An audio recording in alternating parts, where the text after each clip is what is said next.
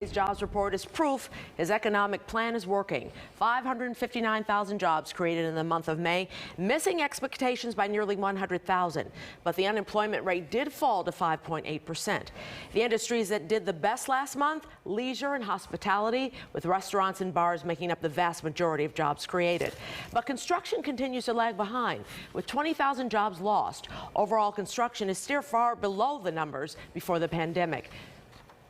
Well, Republicans are slamming the president over today's jobs report. So joining us now to discuss this is WGN's political analyst, Paul Lisnek. Paul, thank you so much for joining us. Always a pleasure, guys. Thank you. Well, first of all, let's talk a little bit about the jobs report. He's saying he's happy. Republicans are saying, no, the reason why the jobs report is not the way they estimated is because you're paying people not to work, the stimulus bills. Well, look, many economists will tell you never look at any 1 month's report at a time because obviously you have to look at trends and where things are going. So the reality of it is last month's report was just dismal. This month's report was much better. It still didn't reach the marks that they wanted to reach, but it is an upward trend. So that's what the Democrats, President Biden, will take a look at. And especially, as you noted, Micah, with leisure and hospitality getting the increase, those are industries that have suffered so significantly during this pandemic that if they're starting to come back, that tends to be a good sign. As far as, paying people to stay home, first of all, most of the, I think about 14 Republican states are doing away with those payments anyway currently. And of course, all of those go away within a couple of months. But again, Democrats' position on that is, look, it's letting people pay their rent. It's not keeping them from going to work. And we may never know, except to say that as time goes on, as long as the numbers go up and employment numbers go up, then maybe it's all right. Well, another big disagreement is with infrastructure. There are still hundreds of billions of dollars apart here, the president and the GOP. Now there's word that the Biden administration may want to split it so that it's a human infrastructure bill and then another part of the bill that focuses just on the roads and bridges. What do you think of that idea? So one of the President Biden's, the sign of what he does is he's always going to do everything he can to compromise and give in. That's his style.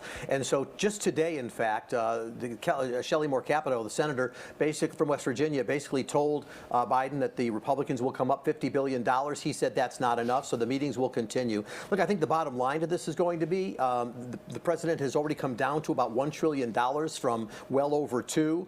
The Republicans are about $972. The problem is not going to be in how much should be spent. The problem is going to be in how it gets paid for.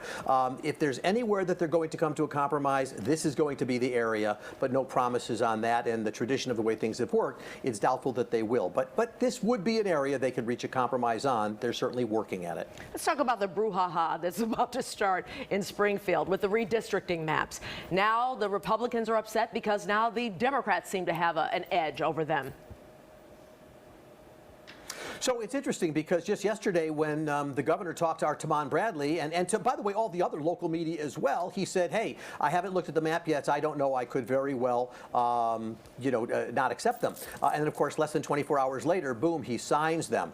It may very well be that they are in accord with state and local law. The Supreme Court, by the way, there will be court challenges. And the Supreme Court often stays out of that kind of partisan gerrymandering. The one time recently they stepped into it, they basically said it's okay. States can do what they want.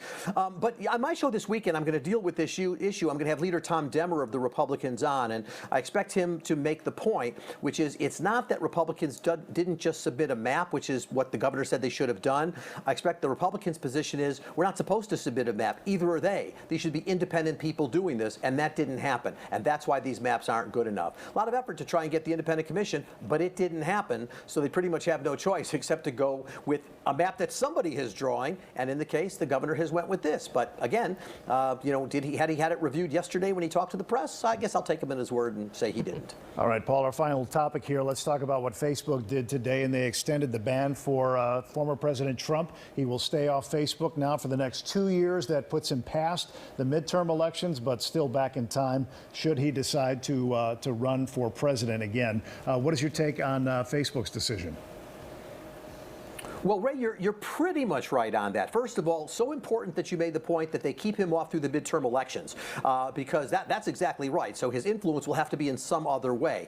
Facebook made this decision several months earlier than they needed to. Remember that Supreme Court of Facebook world gave them 6 months to do this.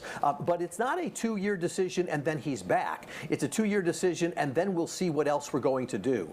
So it very well could be that they continue this banning from Facebook at that point, maybe for another 2 years through the next presidential election. I suppose they're going to monitor what he does. You know, the president speaks this weekend as he starts doing those public rallies again, and we'll see what kind of rhetoric he uses. If he just attacks the Biden administration, that's politics. If he starts talking about, I really won and we've got to do something about it, that would be something that would give social media continued concern. Political analyst Paul Lisnek, thank you so much.